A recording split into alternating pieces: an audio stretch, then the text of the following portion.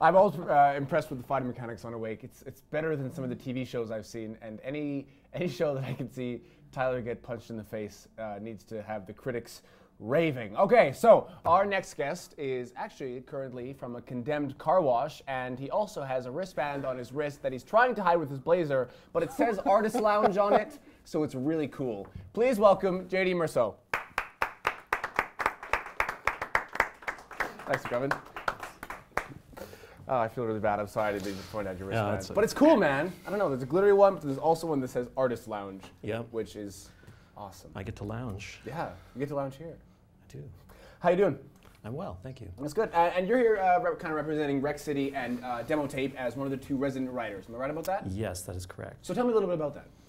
Well, Demo Tape is the third iteration of Rec City, which is a curatorial collective that goes around in Calgary and tries to briefly take possession of condemned buildings and then turn them into interactive art installations. Cool. So this year we have the Penguin Car Wash in Ramsey, which is kind of this old sort of community cornerstone that's been there, I think since the 30s, which has been slated for demolition for condo development, like so many places in the city. And so the artists, including myself, are there for about a month, and we're transforming it into an art exhibit. Nice. And you were talking a little bit back there about writing on one of the desks you found there. Do you want to tell us about that? Well, so my project, when they send out the call for submissions, artists from all over the country and some international artists pitch to have a project in the space. And because I, didn't go to art school and I'm not exactly a sculptor, and I studied philosophy and I'm a writer, I thought that I could bring some sort of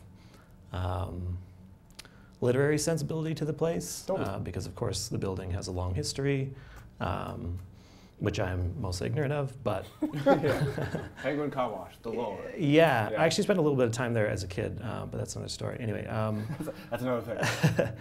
What I thought when we first toured the site about a month and a half ago was that I could just write about the actual place itself, but I found more the people there were really interesting, and the people that I was working with, and also just like the ideas that might occur to you if you sit in the parking lot of an abandoned building for a month. Right. One of the things we found inside, as you mentioned, is this nice old desk, which I transcribed my work onto, which is going to be about 20,000 words, which I wrote in cursive. In 1 month?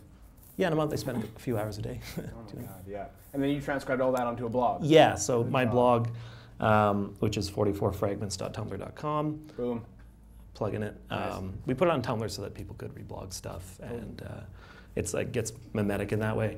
But so what I would do for my project is every day, I sort of live near the car wash about 10 blocks away, so I would walk down there, and then I would write between 400 and 700 words onto the desk or transcribe into my notebooks. Great. And then I would go home that night and then put it on the blog, and I would do that every day for 44 days. So that's why it's called 44 Fragments.